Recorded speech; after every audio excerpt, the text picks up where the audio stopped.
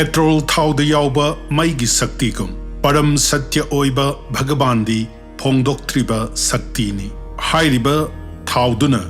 mai hauraga chauraba engine ama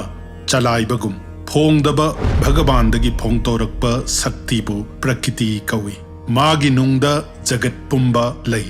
phongdoktaba bhagabandi kananasu khangam yongamdabani mabu phangi khalabadi mangondagi phongdorakliba saktiduda changjaraba matam khaktada oibani maram sinani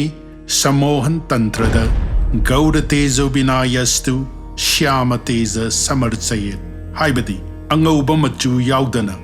amuba machu ningpharoi haina takli amuba oiba Sri Krishna di mi oibana khangam ungamdabani adubu magi sakti oibi angauba machu Srimati Radhika da changjarabadi mabu phangani haibani mera noma panbadagi mapani panba phawbasi sakti gi parabani sakti bu ningjaba singbu sakta haina kawi Vaishnava singsu Srimati Radhika bu ningjabana saktani haiba adum yai khetnaba amakak haiba tarabadi Srimati Radhika na Krishna gi antaranga sakti ni aduga Durga Imana Bahiranga Saktini Maram Sinani Devi Mandir Singda Durga Imagi Tongan Tongan Barup Sing Mathan Mathan Tangan Thoiriba Bahiranga Amadi Antaranga Sakti Gimaramda Tongan Batangkak Singda Kupna Nainazage Puran Singda Durga Imagi Tongan Tongan Bawari Kaya Pak Sauna Takle Navadurga Bu Prakriti tattva mapan oina lauduna Manamasing makhal mapanna imagi saktambu sagatuna Navaratri manungda irachai Prakriti-da aying asari tubu piduna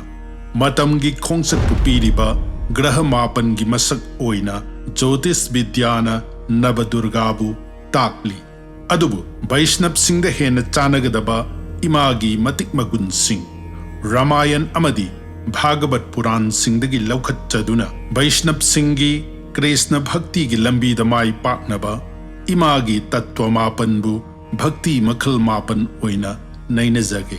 sakti gi horakpham oibi Ima Durga gi tattva mapanbu Navadurga haina khangnaduna ahing mapan sida irachai ahanbada Sailaputri anishubi Brahmacharini ahum shubada Chandraghanta Mari shubada Kusmanda Manga shubada Skanda Taruk shubada Katyayani Tares shubada Kalaratri Nipan shubada Mahagauri Amadi Mapan shubada Siddhi Datrini Daksa Prajapatina Siva Mahadevabu Ikaiba Pinaba Pangthokiba Yagyada Devi Satina Mapuroibabu Ikaiba Pirakhiba Namaram Oiduna Masadagi Puthokpa Jogagi Maina Masabu Sakthek Handuna Sizaki Aroiba Mikupta Satina Mapok Khudingda Sibabu Mapuroiba Oina Pangzage Haina Harigi Mapamda Nizaki Masibu Tulsidasna Asumna Thari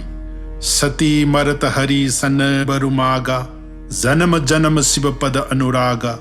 Tehi Karana Himagiri Krihachai Janami Parvati Tanupai Maram Sidagi Satina Himaloigi Shangaida Parvati Oina Pokhi Mamingna Shailaputri Haina Thonki Shailaputrina Bhakti Makal Mapan Gimanungda Sravan Bhakti Butaktuna Masamak Bhakti Dugi Murti Oina Ngan Thoiki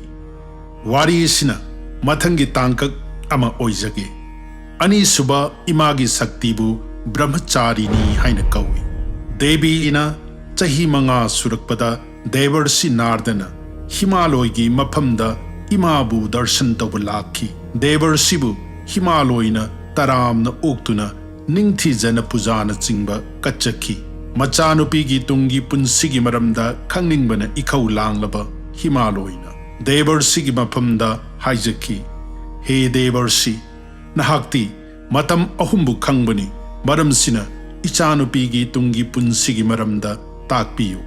Devarsina Nauriba Shailyavati Makut Paiduna Yenglaga Hairaki Magi Nupa Mapam Yamna Patti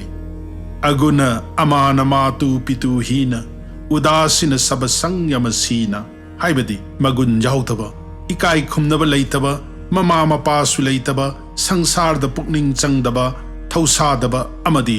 yogi oiba nupa phangani mapa oiba amagi khwaidagi khangningba mafamduda khwaidagi phattana hairakpaduda thamoi kairaba himaloina devarsigi mafamda kari karamba upai tauraga machanupigi nupa mafam phattaba asi kokani hangjaki devarsi nardan hairaki hairiba phattaba dos khuding sangsarda pukning changdaba jogi oiba mama mapa leitaba khudingmak asi bhagavan sibagi mafamdati afaba magun oina leitengbana magi mafamda nachanupi asi thajarabadi dos khuding kokani hairaki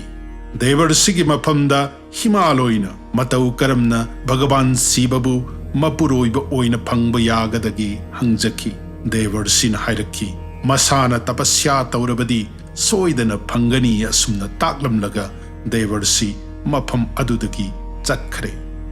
pekliba machabu matau karamna tapasya tauhangani khanbada himaloi amadi magi nupi menabati mathwai yamna waki adubu peklibi chahi manga khakta ngairibi shaila putrina angauba machugi phijol setuna mama mapagi mafamda tapasya tauzagi haiduna ayababu lauki lamdam adugi praja singna kapna bonda tapasya gi damak chatliba shaila putri bu bidai pi na bathorakki lambida beda sirari shina shaila putri si achamba nupi macha natte jagadamba devi makni maramsina masana masabu ngakthokchaduna soidana mai pakna tapasya tauba ngamgani haina taktuna praja khudingmakpu phathaki devina chahi lising ama hai amadi laikhak charaga tapasya tauki mathangi chahi chamana laibakta aying asa amadi nongju khuding khangduna wa amatta ngangdana laiki mathangda akangba una khaktang chaduna akanba tapasya bu tauki asumna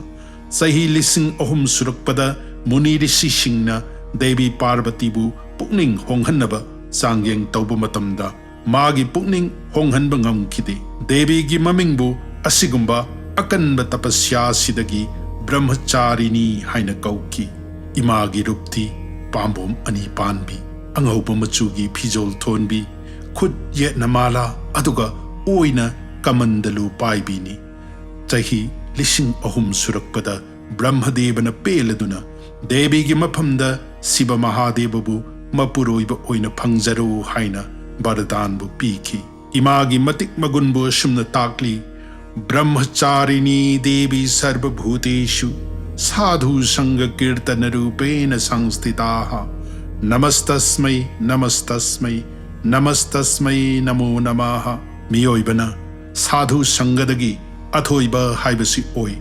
Devina Narada Rishigi Sangha Amadi Rishigi Pautak Pulaubadagi Athoiba Oizaki Aduga Makutta Malabu Paiduna Matam Supada Kirtan Butauzabana Imadi Bhajan Amadi Kirtan Kauba anishuba bhakti ki masakni